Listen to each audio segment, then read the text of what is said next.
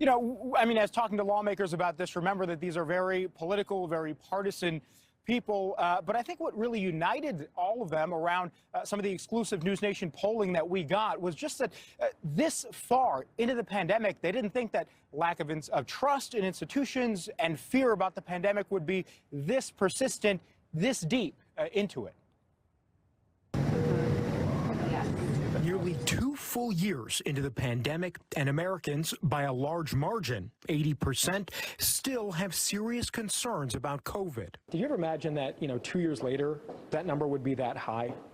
No, I think it's shocking that it's that high. That figure comes exclusively from new NewsNation polling, which shows Americans are losing faith in the very institutions meant to keep them safe from the pandemic. Of those polled, half don't trust health institutions like the CDC. Only 31% trust COVID information coming from Dr. Fauci. And that number drops to 16% for President Biden. And just 10% trust what they hear on the news. Congresswoman Mary Gay Scanlon blames widespread misinformation. Instead of having a whole of America patriotic response that we're all in this together and we need to protect each other, we've had a lot of disinformation being shared. And she blames the previous president, but many Americans blame the current administration.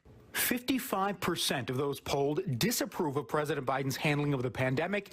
58% disapprove overall. Here we are 2 years into it, and we don't have enough tests. Republican Congressman Brett Guthrie says he feels people have lost faith because the president set expectations too high and then failed to meet them. President Biden running for office, and I'm going to quash the virus. I'm going to get rid of the virus. It's going to be gone by July. And by a small margin, those polled said they worry more about inflation than COVID, which to Senator Tim Kaine is reason to be hopeful. I think you're going to see some really strong economic trends continue. The feelings and the polling data of today may look very, very different when you come to April and May.